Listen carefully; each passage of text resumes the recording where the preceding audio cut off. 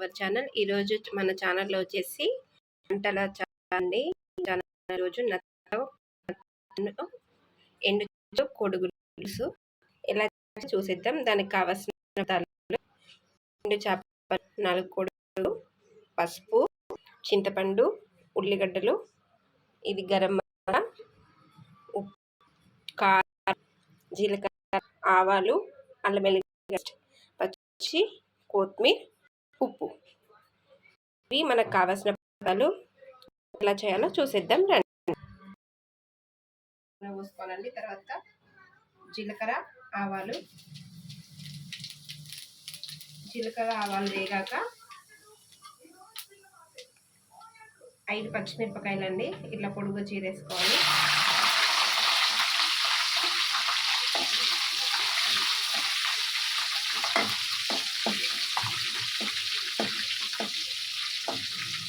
పచ్చిమిరపకాయలు కొంచెం గోలాలండి.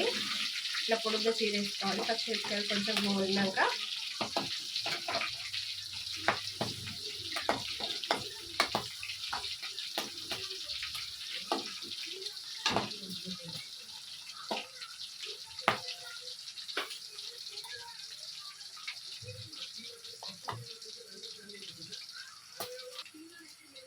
పచ్చిమిర్చి గోలాక ఉల్లిపాయలండి.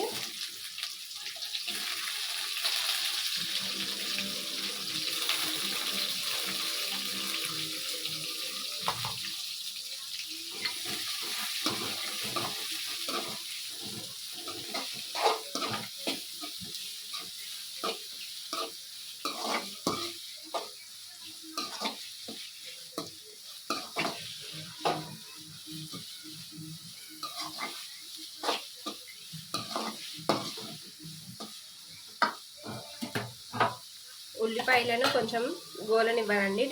బ్రౌన్ కలర్ వచ్చేదాకా కొంచెం వేగించుకోవాలి. దీంట్లో కొంచెం కరివేపాకు వేస్తున్నానండి.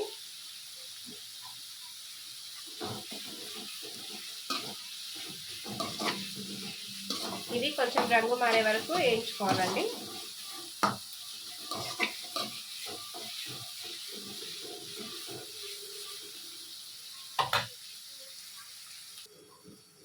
కొంచెం రంగు మారుతున్నప్పుడు కొంచెం కొత్తిమీర అండి. కొంచెం కొత్తిమీర వేసుకోవాలి. కొంచెం కొత్తిమీర వేసుకొని కలుపుకోవాలి.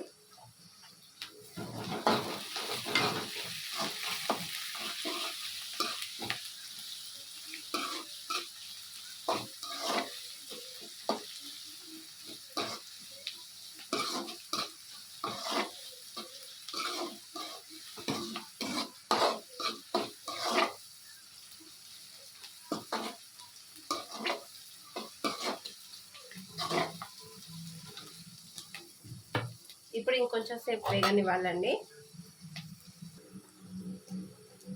ఉల్లిగడ్డలు కొంచెం మగ్గాయి కదా. ఇప్పుడు దీంట్లో అల్లం వెల్లిగడ్డ పేస్ట్ వేసాక కలుపుకొని ఒక 2 నిమిషాలు ఉంచాలండి. దాంట్లో పచ్చి వాసన అనేది ఉంటుంది. అది పోయేదాకా కొంచెం కలపాలి.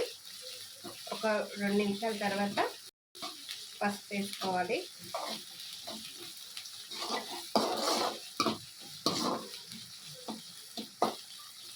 అల్లం వెల్లిగడ్డ పేస్ట్ మారితే మంచి వాసన వస్తుందండి. కొంచెం సేపు నూనెలా పచ్చి వాసన పోతుంది కదా, మంచి వాసన వస్తుంది.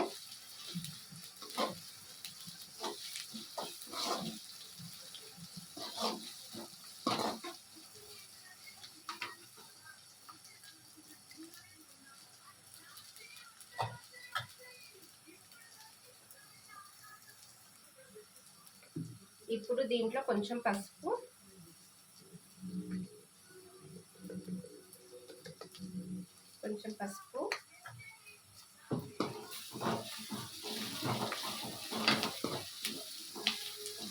వేసుకొని మంచిగా కలుపుకోవాలండి. చూసారా కలర్ ఎంత బాగుందో, కలర్ఫుల్గా ఉంది కదా.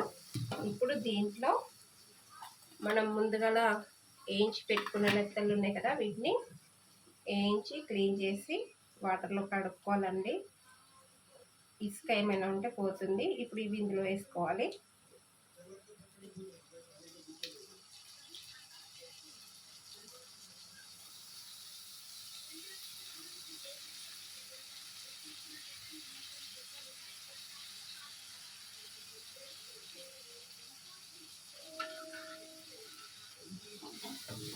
కొంచెం సేపు నూనెలో కొంచెం గోలనివ్వాలండి. ఎందుకంటే కొంచెం నీసు వాసన అనేది వస్తుంది కదా, అది కొంచెం వాసన పోయేదాకా కొంచెం వేయించాలి, గోలనివ్వాలి.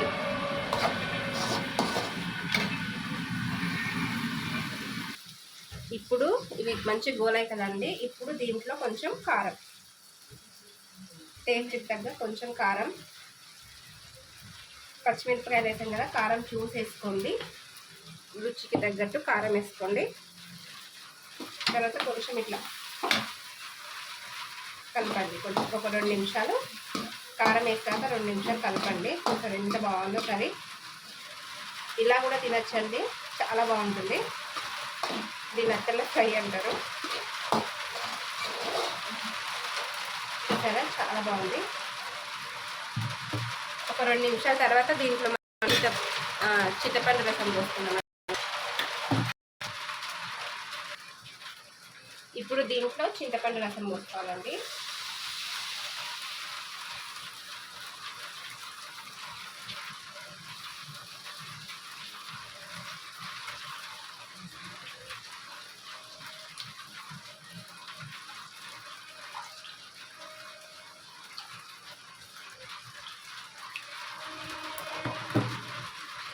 చింతపండు రసం పోసాక ఒక్కసారి ఇట్లా కలపాలండి. చాలా ఎక్కువసేపు కలిపితే ఇవన్నీ ఇరిగిపోతాయి. కొంచెం సేపు ఇట్లా కలుపుకోవాలండి.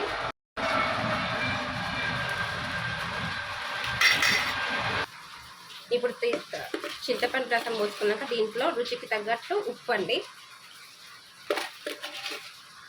రుచికి తగ్గ ఉప్పు.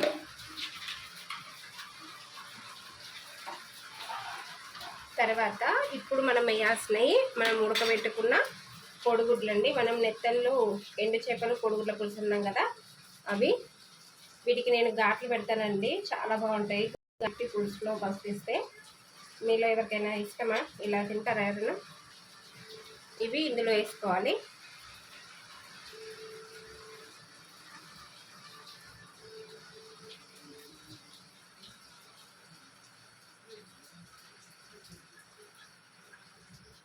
ఇలా 4 గుడ్లని నేను ఉడకబెట్టి పొట్టు తీసి ఆ గుడ్లకి ఘాట్లు పెట్టి ఇట్లా వేసాను. చాలా బాగుంటుంది. ఇది చాలాసేపు మసలాలండి. ఒక 5-10 నిమిషాలు కొంచెం దగ్గరికి రావాలి, మసలాలి, పులుసు అనేది మసలాలి.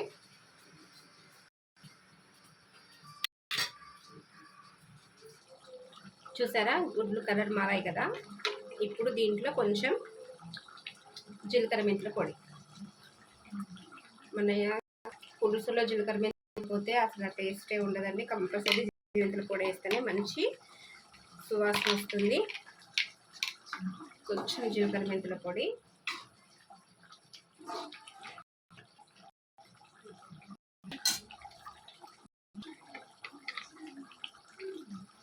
కొంచెం గరం మసాలా, మనం ఇంట్లో తయారు చేసిందే అండి, షాప్లోది కాదు. గరం మసాలా వేసి కొంచెం ఒక 2 నిమిషాలు కొంచెం అది వాసన అంతా వాటికి పట్టగా కొంచెం ఉడకనివ్వాలి. ఒక 2 నిమిషాలండి. వాసన మంచి ఫ్లేవర్ వస్తుంది.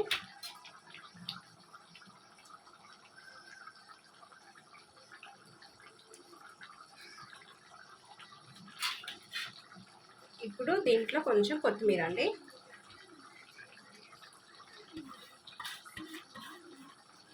ఇది ఒక్కసారి ట్రై చేయండి, చాలా ఈజీగా చేసుకోవచ్చు, చాలా బాగుంటుంది.